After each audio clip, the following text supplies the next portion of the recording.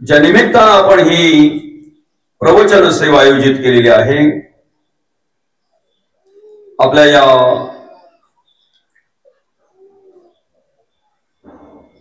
आंबिवली मोहणे या गावातील आणि हे पाटील परिवार, या पाटील परिवाराच्या मातोश्री कैलासवासी गंगाबाई परशुराम पाटील आईसाहेबांचं मागच्या वर्षी अर्थात 2024 ला आजच्या तिथीला देहांत झालं, त्यांचं देहावसन झालं, वृद्धापकाळाने निधन झालं आणि त्यांच्या प्रथम पुण्यस्मरण दिनानिमित्त आपण या ठिकाणी ही प्रवचन सेवा आयोजित केलेली आहे। आईसाहेबांच्या पश्चात आमचे सदाशिव बाबा पाटील असतील, बाळाराम बाबा पाटील, त्याचप्रमाणे गणेश बाबा पाटील यांचे मुलगा विशाल दादा असेल, आईसाहेबांचे नातवंड आहेत, आईसाहेबांच्या सून आहेत, नातसून आहेत, त्याचप्रमाणे आईसाहेबांची मुली असतील, बेबीबाई, पौर्णिमाताई, संपूर्ण हा पाटील परिवार। खरं तर आईसाहेबांनी या ठिकाणी वृद्धापकाळाने तुमचा आमचा निरोप घेतला। वयाच्या 85व्या वर्षी आईसाहेबांचा देहावसन झालं, देहांत झालं। नातवंडांची लग्न बघितली, नातवंडांवर संस्कार केले, विशेष म्हणजे पतवंडांवर सुद्धा संस्कार करण्याचं भाग्य आईसाहेबांच्यावरला अर्थात आईसाहेबांच्यावर अच्छा झालं। आईसाहेबांनी पतवंडांवर सुद्धा मार्गदर्शन केलं, त्यांच्यावर सुद्धा संस्कार करण्याचं भाग्य आईसाहेबांना लाभलं। आणि या ठिकाणी कार्य करत असताना ज्यांच्या प्रथम पुण्यस्मरण दिनानिमित्त आपण ही प्रवचन सेवा आयोजित केलेली कैलासवासी गंगाबाई परशुराम पाटील, या पाटील परिवारावर चांगल्या प्रकारे संस्कार केले, अतिशय चांगल्या प्रकारे मार्गदर्शन करण्याचं काम केलं। खरं तर या माणसाचं आयुष्य जर पाहायला गेलं तर अनेक प्रकारचे धकेचपेट ह्या माणसांनी सोसलेले आहेत, अनेक प्रकारच्या दुःखाला सामोरे गेलेले आहेत, त्यांच्या आयुष्यामध्ये अनेक प्रकारची संकट त्यांनी सहन केली। प्रत्येक माणसाच्या आयुष्यामध्ये त्रिविध तापांपैकी एक ताप असतोच असतो, आध्यात्मिक, आधिभौतिक आणि आधिदैविक या तिन्ही तापांपैकी एक ताप असतोच असतो। माणसांनाच काय, संतांना सुद्धा त्यांनी सोडलं नाही, देवादिकांना सुद्धा सोडलं नाही तापांनी। आणि अशा प्रकारे आमचं जीवन आम्ही जगत असताना अनेक प्रकारचं आम्हाला दुःख सहन करावं लागतंय। आईसाहेबांच्या बाबतीत जर सांगायला गेलं तर या ठिकाणी कार्य करत असताना 1992 साली परशुराम बाबा पाटील अर्थात आमचे सदाशिव बाबा असतील, बाळाराम बाबा असतील, गणेश दादा असतील, यांचे वडील बेबीताई असतील, पौर्णिमाताई असतील, 1992 साली यांचं पितृक्षेत्र हरपलं आणि या पाटील परिवारावर एक मोठं दुःखाचं सावट पसरलं। त्यानंतर आईसाहेबांनी आपल्या मुलांवर संस्कार केले, आपल्या नातवंडांवर संस्कार केले, आपल्या पतवंडांवर सुद्धा संस्कार करण्याचं भाग्य आईसाहेबांना लाभलं।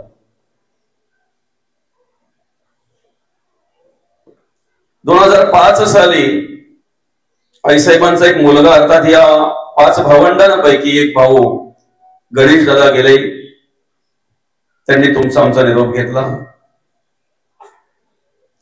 या सगळ्या दुःखातून सावरत असतानाच ज्यांच्या प्रथम पुण्यस्मरण दिनानिमित्त आपण ही प्रवचन सेवा आयोजित केलेली आहे, गंगाबाई परशुराम पाटील, आईसाहेबांचा नातू अर्थात आमचे दादा असतील आणि दादांची मुलगी श्वेताताई 2024 ला गेली। त्याच्यानंतर आईसाहेबांचं देहावसन झालं। म्हणजे या पाटील परिवारावर एकाएक असे अनेक दुःखाचं सावट पसरलं गेलं, अनेक प्रकारचे दुःख या ठिकाणी त्यांच्या आयुष्यामध्ये आले। आणि सगळ्या प्रकारचं दुःख सहन करत करत करत करत आपल्या जीवनाचा मार्ग क्रमण करत आपलं जीवन जगत असताना, आपल्या जीवनाचा मार्ग क्रमण करत असताना आईसाहेबांना त्यांच्या वयाच्या 85व्या वर्षी आईसाहेबांचं देहावसन झालं. अर्थात आपला तुमचा आमचा निरोप घेतला. खऱ्या अर्थानं माणसाच्या आयुष्यामध्ये दुःख आल्यानंतर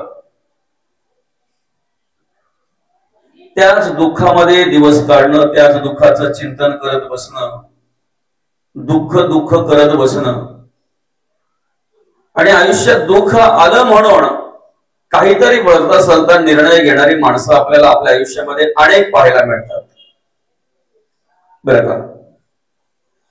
पण भगवंताने जे तुम्हाला आयुष्य दिलेलं आहे ते आयुष्य सुंदररित्या जगलं पाहिजे. शेवटपर्यंत त्या आयुष्याचा आनंद घेतला पाहिजे. सुख आणि दुःख हे येत जातील, राहतील, येतील, जातील, अशा प्रकारची क्रिया या ठिकाणी घडत असते. पण सुख आलं म्हणून भगवंताचं विस्मरण होता कामा नये आणि दुःख आलं म्हणून दुःखापुरतच फक्त भगवंताचं स्मरण करता कामा नये. अखंड ज्या देवाने आपल्याला आयुष्य दिलेलं आहे, हा नरदेव दिलेला आहे, त्या देवाचं स्मरण करणं आमचं कर्तव्य आहे. आणि म्हणून आयुष्यामध्ये दुःख आलं म्हणून आपलं जीवन संपवणारी माणसं आम्हाला अनेक पाहायला मिळतात. चुकीचा निर्णय घेणारी माणसं आम्हाला अनेक पाहायला मिळतात. खरं तर आपण आपल्या जीवनाचा मार्गक्रमण करत असताना बाबा आपल्याला असा अनुभव आहे की चांगल्या चांगल्या ज्ञानी माणसांनी सुद्धा आपलं जीवन संपवलेलं आहे दुःखामुळे. मग त्यांना ज्ञानी म्हणावं की अज्ञानी म्हणावं हे आम्हाला कळत नाही. ज्ञानी म्हणावं तर मग त्यांनी चुकीचा निर्णय घेतलेला आहे, आणि अज्ञानी म्हणावं तर त्यांचं मार्गदर्शन आम्ही पाहायचो. दुःख आलं म्हणून जीवन संपवणारे फार पाहिले आम्ही, पण किती आयुष्यामध्ये दुःख आलं तरी शेवटच्या श्वासापर्यंत जगणारे, वागणारे आणि आपल्या आयुष्याचा आनंद घेणारी माणसं थोर असतात. आणि त्या थोर माणसांपैकी आपले आईसाहेब, त्या थोर माणसांपैकी आईसाहेब. या पाटील परिवाराने कैलासवासी गंगाबाई परशुराम पाटील अर्थात आईसाहेबांचं अतिशय चांगल्या प्रकारे संगोपन केलं, अर्थात त्यांची सेवा केली. वयाच्या 85व्या वर्षापर्यंत. म्हणजे आता बाबा आमच्या बाजूला राहत आहेत, सदाशिव बाबा. मला माहिती नव्हतं का बाबांची आई अजून आहे, बरं का. ज्या वेळेला असं झाल्यानंतर मग अरे बापरे, आई अजून होती. म्हणजे आमच्या घरातली सगळ्यात मोठी संपत्ती जर असेल ना तर आमच्या घरातली वृद्ध माणसं सगळ्यात मोठी संपत्ती, बरं का. कारण आम्हाला या नवीन पिढीकडे बरेच नवीन नवीन पाहायला मिळते, पण जुनी धर्माची संस्कृती आणि संस्कार जर कोणाकडे पाहायला मिळत असतील तर या जुन्या माणसांकडे. माणसाने खऱ्या अर्थाने माणूस म्हणून जगत असताना, माणूस म्हणून वागत असताना, माणूस म्हणून कशा प्रकारे कर्म करावीत, माणूस म्हणून कसं जगावं, वागावं, याचं एक आदर्शयुक्त उदाहरण म्हणजे ही जुनी माणसं आहेत, ही वृद्ध माणसं आहेत, ही वयस्कर माणसं आहेत. मला माहिती नाहीये आईसाहेब किती श्रीमंत होते, त्यांच्याकडे किती प्रॉपर्टी, किती संपत्ती होती, पण मनाने मात्र ही माणसं श्रीमंत होती. कारण त्यांच्या घरी आलेला कोणीही विनमुख गेला नसेल. भुकेल्याची भूक जाणली, तहानल्याची तहान जाणली, आणि अशा प्रकारची ही माणसं त्यांच्याच पुण्याने, त्यांच्याच आशीर्वादाने आज त्यांची मुलं कार्य करतायत, त्या मुलांची मुलं कार्य करतायत, आणि विशेष म्हणजे आईसाहेबांची पतवंड सुद्धा या ठिकाणी आपल्याला पाहायला मिळतात, बरं का. आणि म्हणून मग किती जगला याला महत्व नाही आहे, कसं जगला याला खूप महत्व आहे. अंतरात्मा गेल्यानंतर आमच्या देहाचं काय होईल याची चिंता संतांनी नाही केली, याचा विचार संतांनी नाही केला. अंतरात्मा गेल्यानंतर माझं काय होईल, अंतरात्मा गेल्यानंतर माझ्या देहाचं काय होईल. अंतरात्मा असताना, तो देव असताना ज्यांचं देहावरचं प्रेम कमी झालेलं आहे त्याला देहातीत म्हणतात, नाही का. देहबुद्धी ज्यांनी बाजूला सारलेली आहे, तो देव असतानाच, तो अंतरात्मा असतानाच ज्यांनी देहबुद्धी बाजूला सारलेली आहे, मरणोत्तर ते देहाचा काय विचार करणार आहेत, मरणोत्तर देहाचा विचार ते काय करणार आहेत. आणि म्हणून खऱ्या अर्थानं आत्मा असताना आम्ही काय करतो हे महत्वाचं आहे, आत्मा गेल्यानंतर आमच्या देहाचं काय झालं हे महत्वाचं नाहीये. आम्हाला आयुष्य किती असावं यापेक्षा मिळालेलं आयुष्य कसं असावं याचा अधिक विचार आम्ही केला पाहिजे. आयुष्य किती असावं हे आमच्या हातात नाहीये, पण आयुष्य कसं असावं हे आमच्या हातात आहे. आणि याच्याकडे लक्ष केंद्रित केलं संतांनी याच्याकडे लक्ष केंद्रित केलं. 21-22 वर्षे माऊली ज्ञानोबांनी कार्य केलं. 21-22 वर्षे. वयाच्या अवघ्या 16व्या वर्षी माऊली ज्ञानोबांनी, ज्ञानेश्वर महाराजांनी, माऊलींनी आम्हाला ज्ञानेश्वरी दिली. ज्ञानेश्वरीची रचना केली वयाच्या अवघ्या 16व्या वर्षी. आम्ही जर विचार केला तर आमच्या 16व्या वर्षी आम्ही काय केलं, आमच्या 16व्या वर्षी आम्ही काय करत होतो, आमच्या 16व्या वर्षी आमच्याकडे काय विचार होते, हा जर विचार केला तर किती तफावत बघा, किती फरक आहे. 42 वर्ष जगद्गुरु तुकोबांनी कार्य केलं. 42 वर्षे 1608 ते 1650 बरं का. पण त्या 42 वर्ष केलेले कार्य आज जर आम्हाला पाहायला गेलं तर आमचं संपूर्ण 100 वर्षाचं आयुष्य जात आहे. 42 वर्ष केलेलं कार्य. 4-4.5 हजार अभंगाची गाथा आम्हाला जगद्गुरु तुकोबांनी दिली बरं का. 4-4.5 हजार अभंगाची गाथा आम्हाला जगद्गुरु तुकोबांनी दिली. म्हणजे आम्ही संतांचा जर विचार केला तर त्यांनी आम्हाला किती आयुष्य असावं, किती आहे याचा विचार कधीच केला नाही. जे आहे ना त्या आयुष्यामध्ये आम्ही काय कार्य केलं पाहिजे याच्याकडे लक्ष केंद्रित केलं. याचा विचार अधिक करून त्यांनी केला. आम्हालाही तेच करायचं आहे बरं का. जन्म झालेला आहे म्हटल्यानंतर आमच्या वाट्याला आलेली कर्म आम्हाला करायचीच आहेत ना. ते टाकून कशी चालतील, कर्म टाकून कशी चालतील. आम्हाला कर्मयोगाने आम्हाला सगळी मिळालेली आहेत. ज्यांचे ऋण आमच्यावर होते किंवा आमचे ऋण ज्यांच्यावर होते त्याच आई वडिलांच्या पोटी आम्ही जन्म घेतलेला आहे बरं का. आमच्यावर ऋण ज्यांचे आहेत किंवा ज्यांचे ऋण आमच्यावर आहेत, आमचे ऋण ज्यांच्यावर आहेत, तीच मुलं आमच्या पोटी जन्माला आलेली आहेत. जिचे ऋण आमच्यावर आहेत किंवा आमचे ऋण जिच्यावर आहेत तीच बाई आम्हाला प्राप्त झालेली आहे. त्याच समाजामध्ये आमचा जन्म झालेला आहे, त्याच कुटुंबामध्ये आमचा जन्म झालेला आहे, त्याच देव आणि देश आणि धर्मामध्ये आमचा जन्म झालेला आहे. आमचं कर्तव्य आहे. ऋणानुबंधाच्या गाठी आहेत तर ऋण फेडणं आमचं कर्तव्य आहे. आम्ही हातबळ होऊन असं चालणार नाही. संघर्ष केला पाहिजे. आम्ही कर्म केलं पाहिजे. कर्म करत राहिलं पाहिजे. फक्त आमची जगण्याची भूमिका काय असते माहितीये का? आम्ही कर्म करण्याच्या आधी फलाची इच्छा करतो बरं का. आम्ही कर्म करण्याच्या आधी फलाची इच्छा करतो. सकाळपासून तो राबत असतो. त्याच्या मनामध्ये फक्त एकच विचार असतो, संध्याकाळ झाली की 500 खिशात पडणार आहे. बरोबर आहे की नाही? आता मी शेती करत असताना ज्या वेळेला काही भाजीपाला वगैरे लावतो ना त्यावेळेला बी लावत असताना त्याच वेळेला किती पाट्या निघतील, किती भाजीपाला निघेल याचा विचार आम्ही पहिले करत असतो. आम्ही शेती लावत असताना 1-2 किलो, आता पूर्वी 25-30 पायला भात पेरायला लागायचं नाही का बाबा, पण आता ते संकरित निघाल्यामुळे 2-4 किलो पेरलं तर तेवढं होऊन जात आहे. पण ते 2-4 किलो लावत असताना आम्ही काय करतो, किती पोती भात होईल याचा विचार त्यावेळेला करत असतो. केलं पाहिजे, ठीक आहे. पण इकडे संत म्हणतात, इकडे भगवंत आम्हाला त्या कर्माची जाणीव करून देत असताना म्हणतात, कर्मण्यवाधिकार असते मा फलेषु कदाचन. कर्म करणं आमचं कर्तव्य आहे, फलाची अपेक्षा करता कामा नये. परमार्थाचं तसंच आहे. परमार्थाचा विचारही तसाच आहे. आम्ही परमार्थ करत असताना काय करतोय माहितीये का? देवाला फक्त एक नारळ देतो. काय करतो आपण? नारळ. बरं, नारळ देवाला आपण आणलेला देतोय का देवाने आणलेला देतोय? आम्ही सहज बोलतोय देवाची करणी आणि नारळात पाणी बोलतोय की नाही आपण?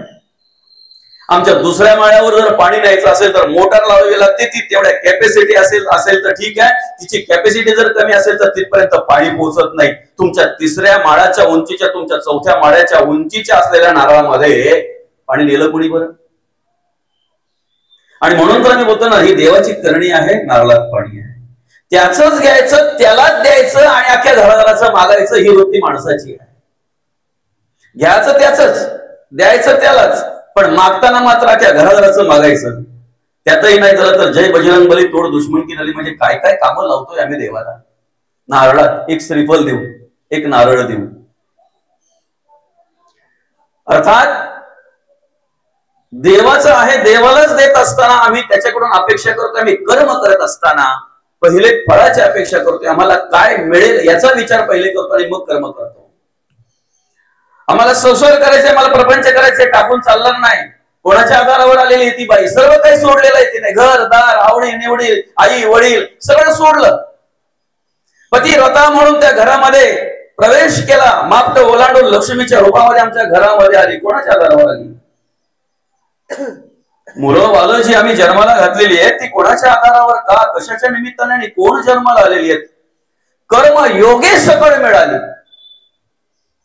ऋणानुबंधाच्या गाठी आहेत, ज्यांचे ऋण आहेत तेच तुम्हाला जोडलेले आहेत. ऋण फेडण्यासाठी तुम्ही आम्ही प्रयत्न केले पाहिजे, बरं का?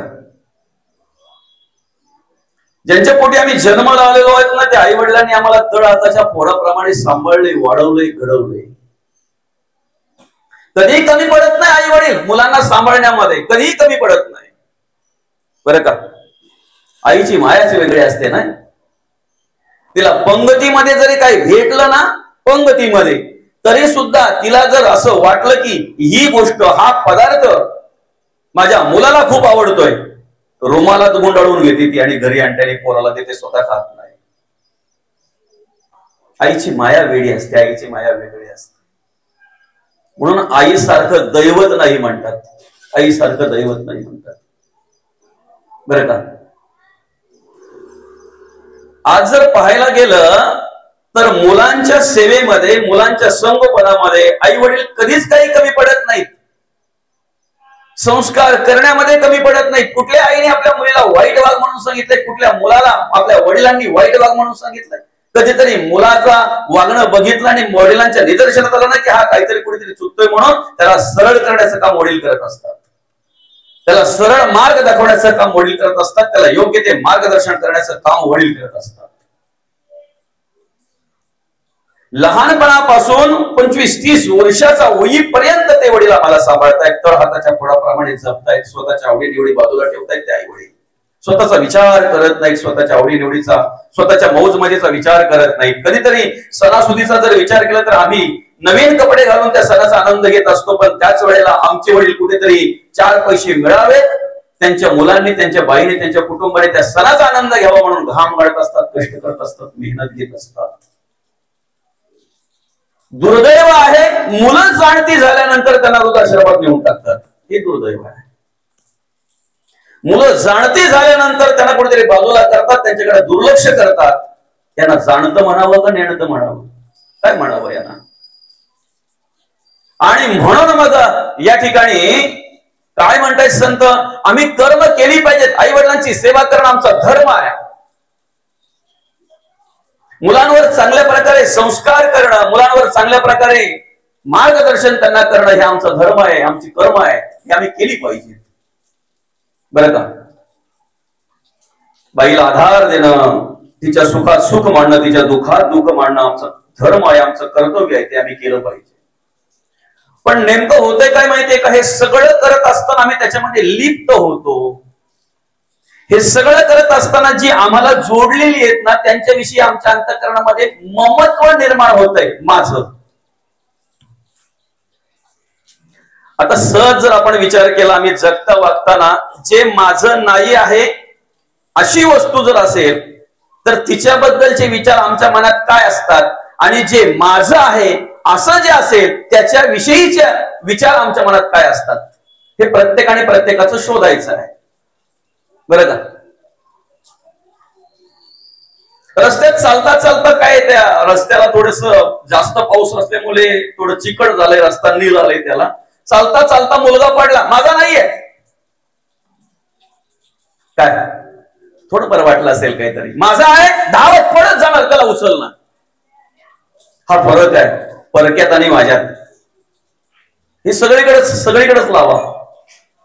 बरं ठीक आहे, मग एक विचार केला पाहिजे आम्ही, जे माझं माझं आम्ही म्हणतोय हे याच्या आधी आमचं होतं का? 83,99,999 योनींमध्ये कार्य करत असताना आज जे माझं आहे ते 83,99,999 योनीमध्ये कार्य करत असताना माझं होतं का? त्याच घरात आपण होतो का? तीच बाई आपली होती का? तीच मुलं आपली होती का? तिथेच आपण होतो का? असं म्हटलेलं आहे, पाप पुण्य समकृत हा मग नर योनिषु आहे. ते पाप पुण्य समान झाल्यानंतर आम्हाला हा नरदेह मिळालेला आहे, आम्हाला मनुष्य देह मिळालेला आहे. कशासाठी मिळालेला आहे? 83,99,999 योनीतून मुक्त होण्याचा मार्ग असेल तर हा नरदेह, हा मनुष्य देह आहे. जन्म मृत्यूच्या राहाडगाड्यातून जर आम्हाला सुटायचं आहे ना, तर हे साधन आहे. नरदेह हे साधन आहे, मनुष्य देह हे साधन आहे.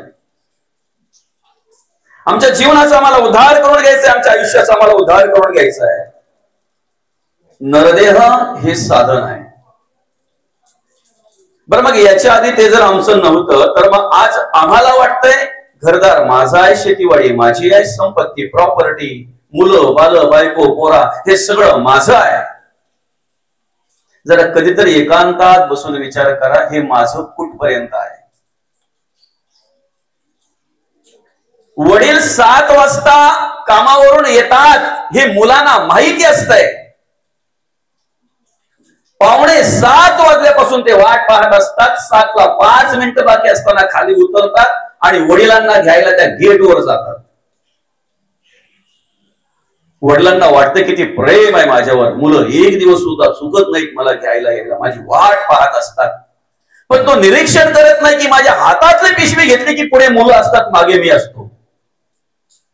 प्रेम पिशवीवर आहे की माझ्यावर आहे? प्रेम हातातल्या पिशवीवर आहे की माझ्यावर आहे? ज्या दिवशी वडील पिशवी आणायची बंद करतात ना, थकतात, हातपाय चळचळात कापले जातात, कुठल्याही प्रकारचं काम त्या वडिलांकडून होत नाहीत ना, त्यावेळेला तीच मुलं बोलतायत आमचे बाबा तर काही कामाचे नाही राहिले. तीच मुलं बोलतायत आमचे आजोबा ना, आमचे बाबा ना काही कामाचे नाही राहिले. आता कामाचे आहेत तोपर्यंत प्रेम आहे. पुढे सांगू का? जोपर्यंत मनासारखं होतंय तोपर्यंत मित्र प्रेम करतात, त्यांचं प्रेम ओसंडून जात असतंय. मनासारखं होतंय तोपर्यंत, मनाविरुद्ध जर झालं तर मित्र सुद्धा शत्रू झाल्याशिवाय राहत नाही. मनाविरुद्ध झालं तर आम्ही घरामध्ये जगत वागत असताना एकमेकाच्या आशा अपेक्षा जोपर्यंत पूर्ण होतात आमच्याकडून, सगळ्यांच्या मनाप्रमाणे जोपर्यंत आम्ही वागतोय ना, तोपर्यंत सगळ्यांचं प्रेम ओसंडून वाहत असतंय. एकदा मनाविरुद्ध झालं की तेच प्रेम आटलं जातंय. मग ही माया कुठपर्यंत याचा विचार आम्ही करायला नको? ही मंडळी कुठपर्यंत आहे बरं आपली? म्हणून तर म्हटलेले नाही कोणाचे कोणी तुझे नव्हे रे, कोणी अंतीच असेल एकला रे प्राण्या मासे मासे म्हणून. बंधू कोणाची, बहीण कोणाची, कोण कोणाचे सगळे सोयरे, मेल्या पाठी सर्वच राहील, तुटतील धागे दोरे प्राण्या मायेचा बाजार. 2 दिवसाची तुझी जवानी नाही पुढे टिकणार रे, वृद्धपण येता जवळी वैद्य काय करणार प्राण्या मायेचा बाजार. नाही कोणाचे कोणी तुझे नव्हे रे, कोणी अंतीच असेल एकला रे प्राण्या मासे मासे म्हणून.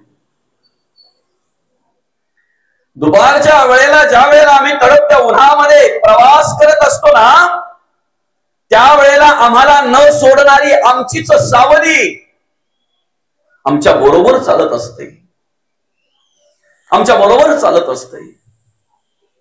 दुपारच्या वेळेला भर उन्हामध्ये आम्ही प्रवास करत असताना आम्हाला न सोडणारी आमची सावली संध्याकाळच्या वेळेला एवढी लांब जाते की आमच्या डोळ्यांना सुद्धा ती दिसत नाही. जर सावली आमची राहत नाही आमच्या जवळ,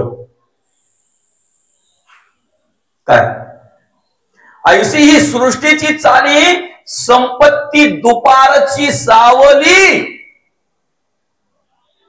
वैसा तरी निघून गेली हळूहळू. आमच्या वयाचं पण तसंच आहे. काय आमच्या वयाचं पण तसंच आहे. केस पिकू नये वाटतंय पण पिकले करणार काय? दात पडू नये वाटतंय पण पडले करणार काय? आता शेजारी ना आमच्या घरी आल्यानंतर आमच्या सुनेशी काय बोलते ते ऐकायला यावं असं वाटतंय, पण आता कान काम करत नाही, करणार काय? आता ऐकायची गरज आहे. काय बोलते बरं ती, काय सांगते बरं ती आमच्या सुनेला? ऐकायला येत नाही आता. हा माझा, तो माझा, ही माझी, ती माझी, हे सगळं माझं माझं माझं आणि भ्रांतीचं ओझ. माझा प्रपंचाचे ओझे घेवणे म्हणे माझे माझे पुरताही न सोडे पुंजे कुळाभिमान. आणि म्हणून त्यांच्या विषयी आमच्या अंतःकरणामध्ये ममत्व निर्माण होत आहे ना, म्हणून तिला माया म्हटली जाते, माझं माया म्हटली जाते. आणि म्हणून जगद्गुरु तुकोबा त्या मायेविषयी आम्हाला उपदेश करत असताना म्हणतात, नको नको म्हणा. एकदाच नाही सांगितलं, नको नको म्हणा गुंतू माया जाळी, का काळ आला जवळी ग्रासावया. काळाची उडी पडेल बा जेव्हा, कोण असतंय सोडविना तेव्हा माये बाप सोडविना, बंधू पाठीची बहीण असे ज्याची कामिना दूर आहे, सोडविना राजा देशीचा चौधरी आणि कसोयरी बलिवली. कोण नाही, कोण कोणाचा पिता जगी या माता ही कवणाची कन्या पुत्र ही नसते, आपले भार्या तर परक्याकडची, बंधू भगिनी सगळे सोयरे आप्त इष्ट संपत्तीची, कुणी नसे या जगी आपुले घरी का सतो धर्माची. बरं का, वजना एवढे जरी आपण द्यायला तयार झालो ना त्याला, जरा फक्त नातवाचं लग्न एवढं बघू दे दादा, मला 2 महिन्यानंतर ये ना, तुला काय पाहिजे बोल, हे घे ना पैसे, ह्या नोटा घे. तो यम म्हणतोय नोटांवर जो आहे ना, बरं का, कोणाला सोडलंय त्याने, सोडलंय कोणाला, राजा असता मृत्यूला 1,00,000 कोटी कमल झाला तरी सोडेला त्याला मृत्यू काही. संतांनाही निरोप घ्यावा लागला, ऋषी मुनींना निरोप घ्यावा लागला, साधूंना निरोप घ्यावा लागला, नवे नवे देवांना सुद्धा कुठेतरी आपलं कार्य, अवतार कार्य संपुष्टात आणावं लागलं. तुम्ही आम्ही कोण आहेत, कोण आहेत तुम्ही आम्ही. वयही आमचं तसंच निघून जातंय ना, आम्हाला कळत नाही. आम्ही वाढदिवस साजरा करतोय, पण खऱ्या अर्थानं वाढदिवस का घर दिवस. आता 44 वर्षे मला झाल्यात, जर 44वा वाढदिवस जर मी साजरा करायला गेलो तर सांगा, माझ्या आयुष्याची 44 वर्ष वाढली का घटली. आम्ही आयुष्य अशा प्रकारे मोजतोय, पण जगद्गुरु तुकोबा म्हणतात, तुम्ही काय आयुष्य मोजतो, तुमचं आयुष्य मोजणारा मापारी बसलेला आहे. आयुष्य मोजावया बैसला मापारे, तू का रे व्यवहारी संसाराच्या. आमचं आयुष्य तो मापारी मोजतोय. आता 44 वर्षे झालेली आहेत. शास्त्राप्रमाणे आपल्याला आयुष्य किती आहे, 100 वर्षे. 100 वर्ष शतवर्षाची गणना रे तुम्ही वासुदेव वासुदेव म्हणा, बरोबर. राहिल्यात किती बाकी, 56 वर्ष. सांगू शकतो काय, सांगू शकतो आपण 56 वर्ष मी पुढे अजून जगणार आहे. 56 महिने, वर्ष जाऊ द्याला, 56 महिने, 56 दिवसाचा काय, 56 मिनिटाची गॅरंटी नाही आहे. 56 मिनिटाची. माणसाचा देह म्हणजे पाण्याचा बुडबुड आहे, कोणत्या वेळेला कधी कसं जाईल सांगू शकत नाही. अर्थात आम्ही जर तसं पाहायला गेलो तर सगळ्या गोष्टींना पर्याय आहे, पण मृत्यूला पर्याय नाही आहे. मृत्यूला पर्याय नाही आहे, जावंच लागेल. आणि ज्याला आलं त्यालाच बदली माणूस चालत नाही, बदली माणूस चालत नाही. ज्यांच्या पुण्यस्मरण दिनानिमित्त आपण या ठिकाणी प्रवचन सेवा आयोजित केलेली आहे, या पाटील परिवाराच्या मातोश्री कैलासवासी गंगाबाई परशुराम पाटील आईसाहेबांच्या समोर 1992 साली बाबा गेले. का आईसाहेबांनी प्रार्थना केली नसेल का देवाला, अरे देवा माझ्या आधी त्यांना घेऊन जातोय, त्यांच्या आधी मला यायचंय, मला घेऊन जा, तुझी जागा जर रिकामी झालेली तर मला नेऊन ती जागा भरून टाकणार. 1992 साली बाबा गेले. 1905 साली गणेश दादा गेले, आईसाहेबांचा मुलगा. त्या देवाला प्रार्थना केली नसेल का आईसाहेबांनी, माझ्या समोर माझ्या मुलाला नेतोयस. नातू नाही, पणती आईसाहेबांचा, आईसाहेबांची पणती श्वेताताई आपली मृत्यूच्या गाड्यात आहे, दिवस मोजती आहे. कधीतरी आईसाहेबांनी देवाला प्रार्थना केली असेल ना, रे देवा तुला जर न्यायचंय तर मला ने ना. 80 वर्ष पार केल्यात मी, 85 वर्ष पार केल्यात मी, पर्याय नाही, मृत्यूला पर्याय नाही, बदली माणूस चालत नाही. आणि म्हणून आम्ही पर्याय निर्माण करण्यापेक्षा आम्ही स्मरण ठेवलं पाहिजे आम्हाला एक दिवस जायचं. बरं, आज जे आमचे आहेत ते याच्या आधी नव्हते, आजही आहेत हा आमचा भ्रम आहे. आज आहेत आमचा भ्रम आहे. बरं का?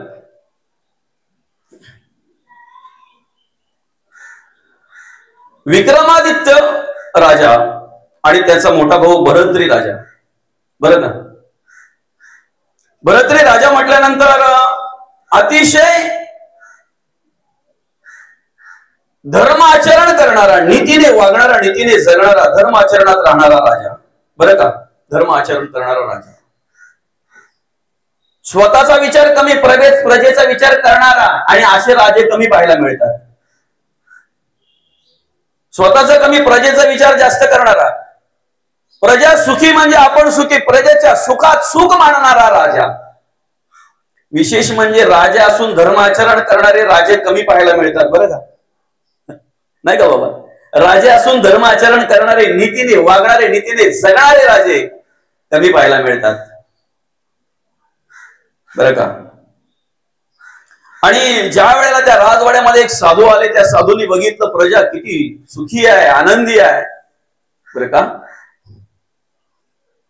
त्या प्रजेच्या प्रत्येकाच्या मुखामध्ये, तोंडामध्ये आमचा देवच राजा आहे, आमचा देवच, आमचा भरतरी राजा जो आहे ना तो देवच आहे आमच्यासाठी, कारण आम्हाला काही कमी पडू देत नाही. आणि विशेष म्हणजे योग्य मार्गदर्शन करतो. कधीतरी कोणाचं काही चुकलं त्याला मार्गदर्शन करून माफ करण्याचं काम करतोय, त्याला समजवण्याचं काम करतोय. कठोर शिक्षा लगेचच त्याला देत नाही. धर्माचरण करणार आहे, नीतीने वागणार आहे, नीतीने जगणार आहे, प्रत्येक आई बहिणीकडे आई आणि बहीण म्हणूनच पाहणार आहे, असा तो राजा. त्या साधूने ज्या वेळेला हे सगळं ऐकल्यानंतर त्या साधूच्या मनामध्ये आलं की अशा राजांची खऱ्या अर्थाने गरज आहे, त्यांना उदंड आयुष्य लाभावं. बरं का? त्यांना हे कार्य करण्यासाठी त्यांच्याकडे शेवटपर्यंत सामर्थ्य असावं, असं त्या साधू पुरुषाला, असं त्या साधूला वाटलं. आणि ते साधू त्या राजाच्या जवळ गेले. त्या राजाने साधूला नमस्कार केला, साधूने हात जोडले त्यांना. बरं का? आणि मग एक आपल्या झोळीतून फळ काढलं, त्या राजासाहेबांच्या हातावर दिलं. आणि राजासाहेबांच्या हातावर दिल्यानंतर त्या राजासाहेबांना सांगितलं, राजासाहेब हे फळ तुम्ही खायचं आहे. ह्या फळामध्ये एवढं सामर्थ्य आहे की तुम्हाला उदंड आयुष्य लाभेल. हे फळ तुम्ही जर ग्रहण केलं तर तुम्हाला उदंड आयुष्य लाभेल. विशेष म्हणजे तुम्ही आता जसे आहात ना, तरुण, सुंदर, रूपवान, व्यवस्थित, तसेच शेवटपर्यंत राहाल, तसेच शेवटपर्यंत राहाल, तसेच शेवटपर्यंत दिसाल. तरुण, सुंदर, रूपवान, अगदी आता जसे आहात तसे. म्हणजे वय जरी झालं, वयस्कर जरी झाले तरी शरीराने तसे तुम्ही दिसणार नाही. राजाने फळ हातामध्ये घेतलं, त्या फळाचं निरीक्षण करत बसले. साधूला नमस्कार केला, साधू निघून गेले. साधूने निरोप घेतला. राजाने फळ खाण्याच्या आधी विचार केला, या फळाची गरज मला नाही आहे. माझी शेवटपर्यंत सेवा करणारी माझी पत्नी, माझ्या सगळ्या आशा अपेक्षा पूर्ण करणारी माझी पत्नी खऱ्या अर्थानं आता जशी दिसते तशीच शेवटपर्यंत दिसली पाहिजे. माझी सेवा करण्यासाठी तिच्याकडे शेवटपर्यंत सामर्थ्य राहिलं पाहिजे. आणि म्हणून या फळाची खरी गरज आहे माझ्या पत्नीला. म्हणून ते फळ त्या राजाने पत्नीला दिलं. पत्नीच्या हातात ते फळ देत असताना ज्या पद्धतीने साधूने सांगितलं त्याच पद्धतीने त्या पत्नीला सांगितलं, आता जशी आहेस तशीच शेवटपर्यंत राहशील. तरुण, रूपवान, सुंदर, उदंड आयुष्य लाभेल तुला, कारण माझ्या शेवटपर्यंत तू माझी सेवा करावीच अशी माझी इच्छा आहे. ते फळ हातात घेतल्यानंतर ती राणी विचार करायला लागली, खऱ्या अर्थानं जर हे फळ खाल्ल्यानंतर खाणारा जर तरुण दिसत असेल, रूपवान दिसत असेल, सुंदर दिसत असेल, शेवटपर्यंत जर आता जसा आहे तसाच जर राहत असेल आणि अधिक बळ जर त्याला प्राप्त होत असेल तर त्या राणीचं प्रेम होतं प्रधानावर. आणि मग ते फळ तिने त्या प्रधानाला दिलं. पण ऐका, प्रधानाला ज्या वेळेला तिने सांगितलं ना सगळं काही, त्यावेळेला प्रधानाने विचार केला, या फळाची गरज आहे. प्रधानाचं प्रेम होतं एका वेशीवर. पुराणात आलेली कथा आहे. ते फळ ज्या वेळेला त्या प्रधानाने त्या वेशीच्या हातावर दिलं आणि सांगितलं, तू रूपवान आहे, सुंदर आहे, तरुण आहे, शेवटपर्यंत अशीच दिसशील, तुला उदंड आयुष्य लाभेल. त्या फळाचं निरीक्षण करता करता करता करता त्या वेशीच्या मनामध्ये विचार आला, दादा, कर्मयोगाने ज्या घाणीमध्ये मी पडले ना, त्या घाणीतून कधी मुक्त होते म्हणून देवाला प्रार्थना करते मी. मला काय करायचंय उदंड आयुष्य लाभून? आता मी एवढी सुंदर दिसते, रूपवान दिसते, ही सुंदरता, ही रूपवान, हे तारुण्य, आणि याच्याकडेच पाहून लोक आकर्षित होत आहेत, मला त्रास देत आहेत. खऱ्या अर्थानं या क्लेशाला कंटाळले मी, या घाणीला कंटाळले मी. पण कर्मयोगाने मला ही कर्म प्राप्त झाली. पोट भरणीसाठी, माझ्या टिचवर पोटासाठी मला नाईलाजाने ही कर्म करावी लागत आहेत. काय करायचंय मला उदंड आयुष्य लाभून? काय करायचंय मला हे फळ खाऊन आणि शेवटपर्यंत सुंदर दिसून? काय करायचंय? लोक लचकेच तोडणार आहेत ना, शेवटपर्यंत माझं शोषणच करणार आहेत ना. मग त्यावेळेला त्या वेशीने विचार केला, या फळाची खरी गरज आहे माझ्या राज्याला. आणि ज्या वेळेला ते फळ वेशीने राजाच्या हातात आणून दिलं, त्यावेळेला राजा निरीक्षण करत बसला, साधूने दिलेलं फळ वेशीपर्यंत गेलंच कसं? हे तर मी माझ्या राणीला दिलं होतं. ज्या वेळेला त्याने विचार केला ना, त्याच वेळेला त्या राजगादीचा त्याग करून त्या राजगादीवर विक्रमादित्य अर्थात आपल्या लहान भावाला बसवलं आणि राजा पुढे गेला. आपल्या पालण्यातल्या मुलाला उपदेश करत असताना मदालसा माता त्या ठिकाणी सांगतायत, हा देह नासिवंत, मलमूत्राचा बाधा, वरी चर्म घातले कृमी कीटकाचा साधा, रव रव दुर्गंधी रे अमंगळ तिचा बाधा, स्मरित्या हरिहरा शरण जाई गोविंदा. या देहाचा भरवसा पुत्र ना घरावा ऐसा, माझे माझे म्हणून या बहु दुःखाचा वळसा, बहुत ठकियले मृग जळाच्या आशा, तृष्णा सांडोनिया योगी गेले वनवासा. आणि त्याच वेळेला तो भरतरी राजा वनवासात निघून गेला भगवंताचं नामचिंतन करण्यासाठी. आम्हालाही पश्चाताप होतो केव्हा माहितीये का? ज्या वेळेला खटका उडतो ना, घरामध्ये काहीतरी छोटीशी भांडण होते ना, त्यावेळेला तो बोलतो, बस झाला आता संसार. पण याला स्मशान वैराग्य म्हणतात, याला हेकाडमिस वैराग्य म्हणतात, याला विषय वैराग्य म्हणतात, याला क्षणिक वैराग्य म्हणतात. वैराग्य अनेक प्रकारचं आहे. संध्याकाळी लगेच बोलाबोली होते, झाली पाहिजे, याला संसार म्हणतात. समजतंय ना? झाली पाहिजे. हे सगळं जर आमचं नाही तर आम्ही सांभाळायचं नाही का? अरे आदर्श इतरांनी घ्यावा असा संसार आम्हाला करायचा आहे. पत्नीने पतीशी एकनिष्ठ राहिलं पाहिजे, पतीने पत्नीशी एकनिष्ठ राहिलं पाहिजे.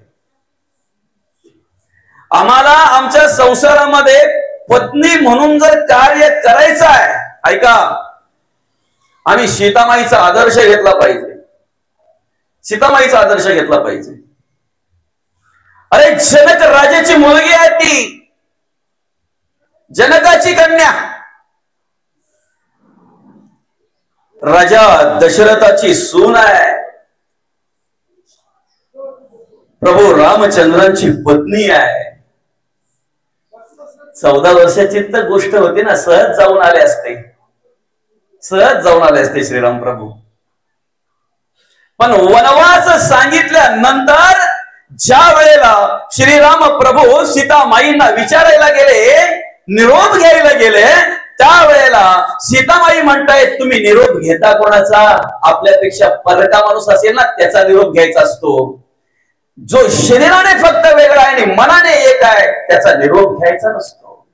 निरोप कोणाचा घेता तुम्ही? कोणाचा निरोप घेताय? प्रभू म्हणतायत, सीते, पालखीत फिरणारी तू, जमिनीला कधी पायही लागला नसेल तुझा, अनवाणी जावं लागेल, पायात चप्पलही नसेल, काट्या कुट्यातून जावं लागेल, दगड्या धोंडे तुडवत जावं लागेल ग आपल्याला, मातीतून चालावं लागेल, चिखलातून चालावं लागेल.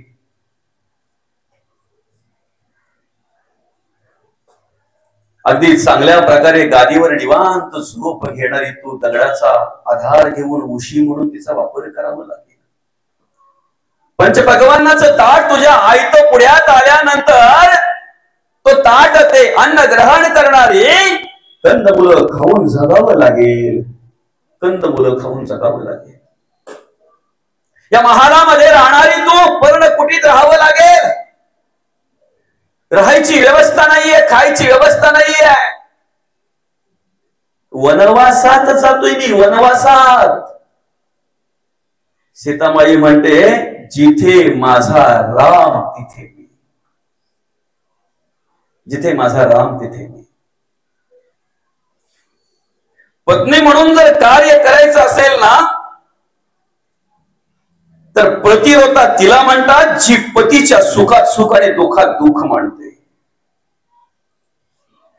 जे दिवस असतील ना ज्या पद्धतीने माझ्या नवऱ्याला राहायचं येईल ना त्या पद्धतीने मी राहायला तयार आहे, तिला पतिव्रता म्हणतात. ज्या पद्धतीने त्यांना राहता येईल, राहायचं असेल त्या पद्धतीने मला राहता आलं पाहिजे. आम्ही वेगळे नाहीत. शरीराने जरी वेगळे असलो तरी मनाने एक आहेत. मनाने एक आहेत. पती म्हणून जर आम्हाला कार्य करायचं आहे, आमच्या घरामध्ये आम्हाला नवरा म्हणून जर जगायचंय, पती म्हणून जर त्या ठिकाणी कार्य करायचं आहे, आम्ही आदर्श घेतला पाहिजे श्रीराम प्रभूंचा. एक पत्नी, एक बाणी आणि एक वचने. शूर्पणखा लक्ष्मणाकडे जाण्याच्या आधी श्रीराम प्रभूंकडे आली होती. नटापटा करून बरंच काही काही करून आली होती ती. बरं का, ते सरळ बघितल्यानंतर श्रीराम प्रभू काय म्हणाले माहितीये का?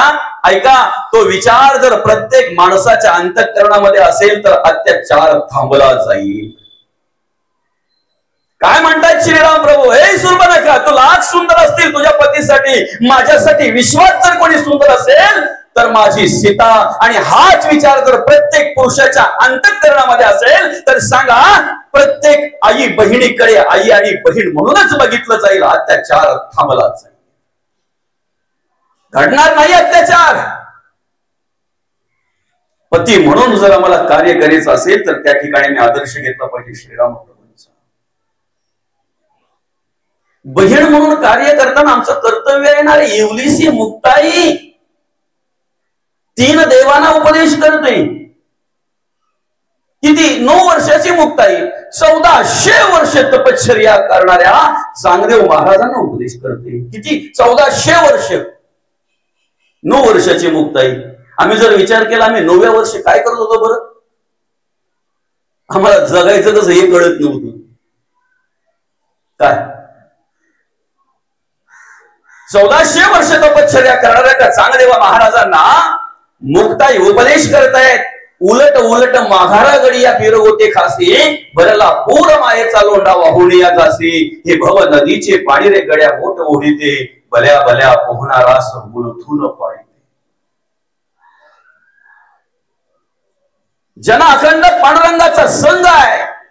कथा खूप मोठी आहे, आपण जरा वेळेअभावी शॉर्टकट मध्ये पाहूया.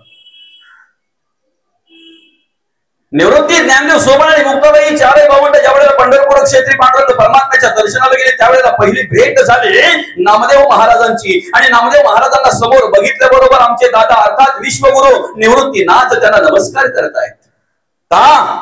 अरे पांडुरंगाच्या जवळ आहेत. आम्ही ज्या पांडुरंगाचा चरण स्पर्श करण्यासाठी इथपर्यंत आलेलो आहे, चरण दर्शन घेण्यासाठी इथपर्यंत आलेलो आहे, ज्या पांडुरंगाला डोळे भरून पाहण्यासाठी आम्ही इथपर्यंत आलेलो आहे, त्या पांडुरंगाच्या जवळ असतायत. पांडुरंग यांच्याकडून नैवेद्य स्वीकारतायत. पांडुरंगाचे परम भक्त आहेत, पांडुरंगाची सेवा करतायत. ते भाग्य नामदेव महाराजांना लाभलेलं आहे. म्हणून साष्टांग अर्थात नमस्कार त्या ठिकाणी केला विश्वगुरु निवृत्ती दादांनी.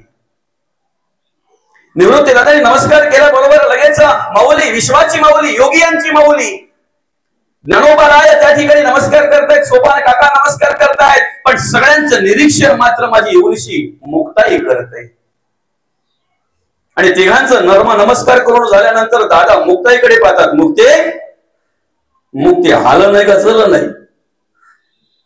माऊली म्हणतायत मुक्ताई अगं आम्ही तिघांनी नमस्कार केला. सोपान काकाही तिला खुणवतायत नमस्कार कर. तेव्हा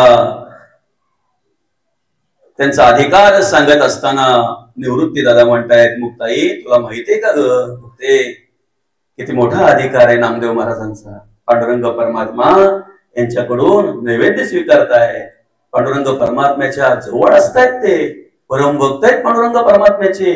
भक्ती कशी कशी असावी याचं एक आदर्शयुक्त उदाहरण म्हणजे नामदेव महाराज आहेत. अखंड पांडुरंगाच्या संगतीला असतात ते, आणि हाच शब्द पकडला मुक्ताईने. काय म्हणते मुक्ताई, जया साखंड पांडुरंगाचा संग, का अहंकार गेला नाही, का अहंकार गेला नाही. एखादा माणूस जर आपल्या नतमस्तक व्हायला आला ना, तर कमीत कमी आपण हात जोडणं आपलं कर्तव्य आहे.